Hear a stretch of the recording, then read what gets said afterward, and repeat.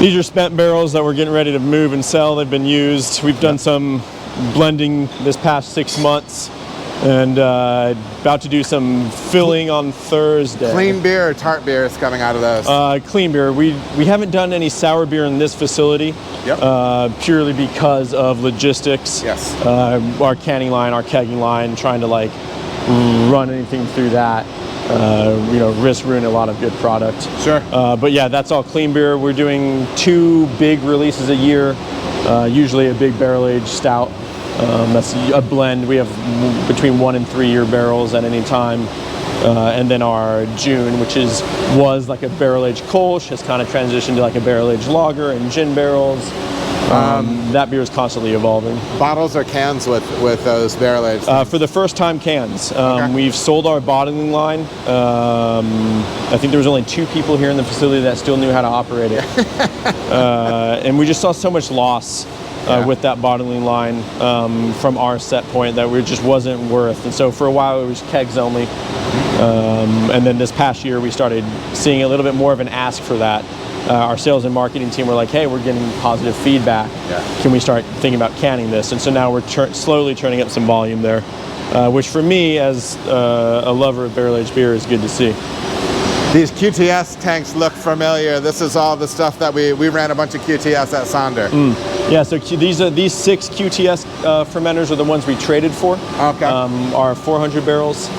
They came from another facility that 2 of our operators here were familiar with. So having them here when we started getting these, it made it very easy for us to try and adapt them to what the processes we're already doing here. Yes. Because we're very accustomed to our Sprinkman tanks, at least for the 4 years prior. Yeah. So today we've been knocking out into this vessel. What size tank is this? Is this 200? This is a 200. The way our naming structure here works is it's FV for fermenter, bright tanks or BT. But so fermenter 200, and then this is the first of the 2 of the 200. So 2001, 2002. Yeah. We pipe it all the way down through. We have process piping access points everywhere in the facility, about 4 of them. So this is our second flow panel, probably our most used access point. It's where we're getting into this a little later, where we can draw off from our CIP skid, which you can hear in the background running. It pumps over to our centrifuge room. It pumps over to our bright tank bay, where the packaging team will use it to clean and sanitize their equipment. And it also pumps over to our first access point over in the corner. Okay. So both that flow panel and this flow panel allow the brewers and cellar team to get our wort to where we need it, but also allows the rest of the facility to get our CIP to where their demands are at as well. Love it. CIP skid down here. Yep. So 3 vessels. Yes, Sonder was the first time that I worked at a place that had a skid. They actually had 2, and it was convenient. I don't think people recognize the convenience that comes along with having access to things like this. Yeah, it's you're definitely right. It's convenient, but it's also our biggest right now choke point.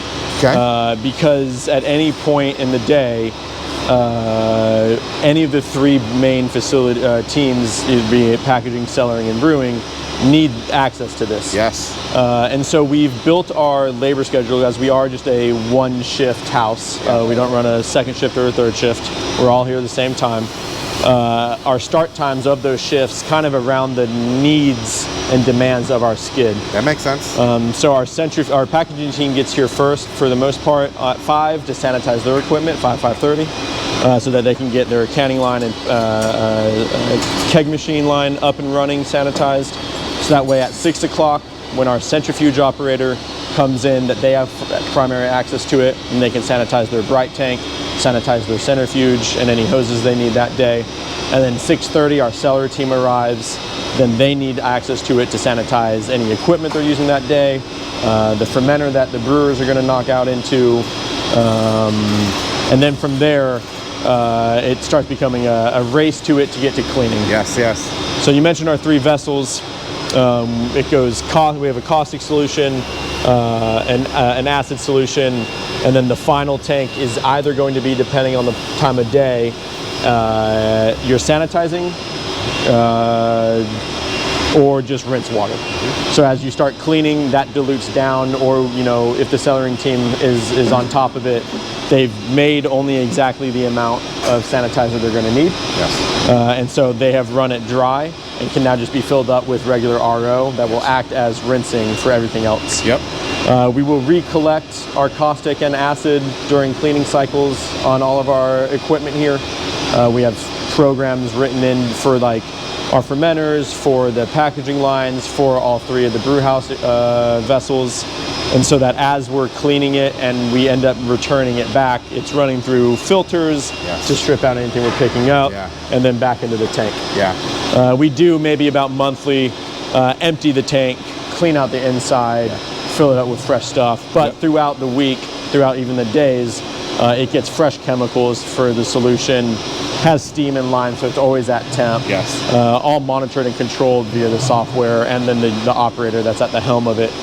None of it's truly like press play and walk away. It's usually press play and monitor. Yes, yes. A lot of monitoring here. Yeah. A big part of our portfolio over these last 3-4 years has been our canned vodka soda. As everyone in the industry has seen, their ready-to-drink cocktails become commonplace, household. We do all of our blending in our brights, which helps us tremendously. We can make a 100 barrels to 400 barrel batch of our sway in 3 hours. Or less, and that's from sanitizing the tank, adding our vodka or grain neutral spirit.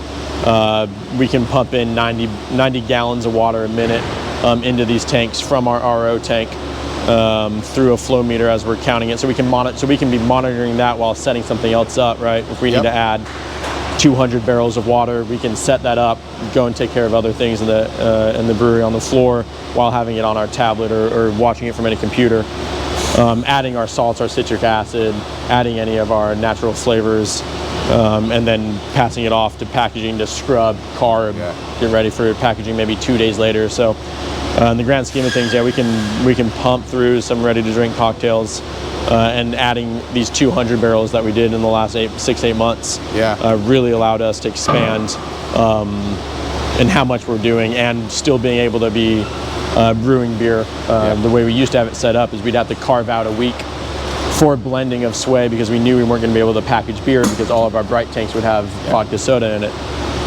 But now with our expanded bright tank bay and our extra fermenters, we don't have to slow down brewing. We can turn 300 barrels of sway in 3 days, package it the 2 days after that, switch our line back from 12-ounce slims to our 19.2s if we need to or not.